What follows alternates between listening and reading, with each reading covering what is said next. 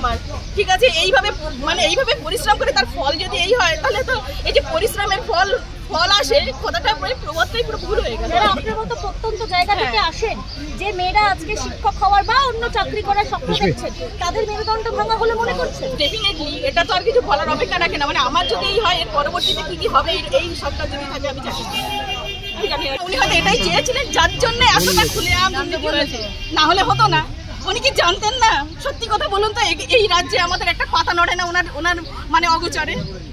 উনি জানতেন না যে এইসব জিনিসগুলো হচ্ছে? শিক্ষামন্ত্রীর বাড়িতে টাকা পাওয়া যাচ্ছে, লজ্জার বিষয়। কতটা লজ্জার বিষয় এটা? হ্যাঁ, লজ্জা করে না? ওকে তো 7 বার মানে ফাঁসি দেওয়া উচিত ছিল। জেলে কি করছে ও? বেঁচে আছে কেন এখনো?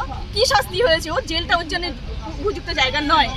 উনি জানতেন না এই এত দুর্নীতি হলো কি করে? উনার প্রশ্রয় ছাড়া কি হয়েছে? তাহলে আমরা কি করবো? বাচ্চাগুলোকে এখন তো জানি না ওদের সামনে কি করে ফেস করবে। বলুন তো, অন্যায় না করে এরকম পরিস্থিতিতে কেমন লাগে? আমি জানি না আপনারা ফিল করতে পারছেন কিনা, বাট আমি জানি না ওদের সামনে গিয়ে কিভাবে দাঁড়াবো। আমি ইভেন বাড়িতেও ফিরতে পারবো না। আমি জানি না কোথায় যাবো। মানে সেই জায়গাটা নেই। বললাম তো, অনেকটা সংগ্রাম করলাম, জীবনের অর্ধেকটা মানে দিয়ে দিয়েছি আমি। মানে জীবনটা নিংড়ে যাকে বলে। আমি কোন প্রত্যন্ত জায়গা থেকে মাধ্যমিক পরীক্ষা দিয়েছি, 5 কিলোমিটার দৌড়ে পরীক্ষা দিয়ে, এক হাতে ব্যাগ আর এক হাতে ছাতার এক হাতে জুতো নিয়ে 5 কিলোমিটার দৌড়ে পরীক্ষা দিতে গিয়েছি। সেই সময় থেকে মাধ্যমিকে একটা টিউশন পাইনি, সেই সময় ফার্স্ট ডিভিশন পেয়েছি।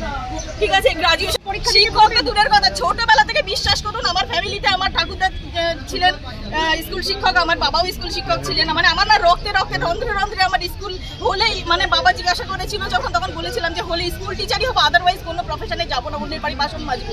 মানে এতটাই ডেডিকেটেড ছিলাম আমি, কারণ এই পরীক্ষা ছাড়া আমি অন্য কোনো পরীক্ষার জন্য আমি এগোইনি, ভালোই বাঁচতে পারিনি। এটা ছিল আমার শুধুমাত্র মানে কি বলবো, এটা আমার প্যাশন, আমার ভালোবাসা, মানে আমার লাইফ, এটা আমার জীবন। এটা আজকে আমার জীবন চলে গেছে। ভবিষ্যৎ প্রজন্ম মানে আপনারা আমাকে দেখছেন কথা বলছি আমার, কিন্তু আমি কিন্তু জীবিত নেই, মানে নই আর কি এরকম একটা। ভবিষ্যৎ প্রজন্ম এ রাজ্যে কি আর কোনোদিনও চাকরিতে ভরসা করবে, সরকারি চাকরিতে? দেখুন, স্কুলে না আমার স্টুডেন্টদের কাছে আমার খুব ভালো নাম, জানেন তো, অনেকে আমাকে আইডল মনে করে। আমি বারিপুর গার্লস হাই স্কুলের টিচার, যাবেন ওখানে জিজ্ঞাসা করবেন শাহানি ম্যাম কেমন। আমি শাহানি নাজনীন বলছি। আমি যখন জিজ্ঞাসা করতাম অনেকেই বলতাম আমি আপনার মতো হবো, করবে না, বুঝতে ভরে উঠতো। বুঝতে পেরেছেন? এখন কি বলবো বলুন তো? ওদেরকে বলবো যে ভালো করে পড়াশোনা কর বাবা, অন্তত এই রাজ্যে থেকে কি করে বলবো বলুন? তাদের সাথে দেখা হবে কিনা জানি না, পরের কথা। কিন্তু যেই আসুক না কেন স্কুল টিচিং অন্তত এই সরকারের আমলে জানি না, যদি ভালো কিছু হয় তো হোক, ডেফিনেটলি অন্যদের সাথে এরকমটা না হোক। কিন্তু আমাদের কি হবে বলুন তো? আমরা কি করে বলবো অন্যদেরকে? জানি না। এখন মমতা ব্যানার্জি এখন ভিডিও করবে না, এখন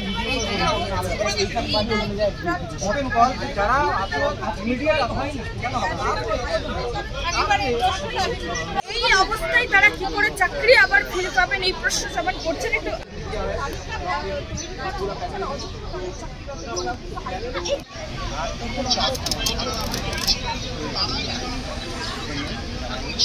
আমাদের কি করা উচিত জানা, এরপরে আমাদের একটাই রাস্তা আছে,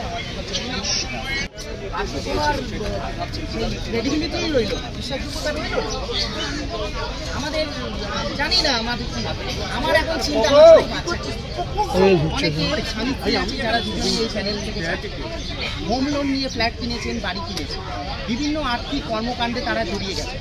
রাজ্য তথা দেশের আর্থিক ব্যবস্থা কোলাপস হয়ে আগামী দিনে এরা যে কেউ পরীক্ষায় দিতে চাইবে না, যে তাদের সাথে একই হাল হবে না।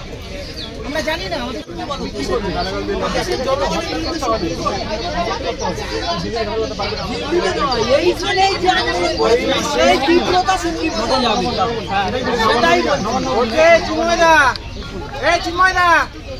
সবাই কল করবো, একা কল করলে হবে না, সবাই কল করবো, সবাই কল করবো। 1 ঘন্টা পরে আসতে হবে। চুরি করেছে অন্য জন, ফেসবুকে লাইভ করে দেখুন আমরা।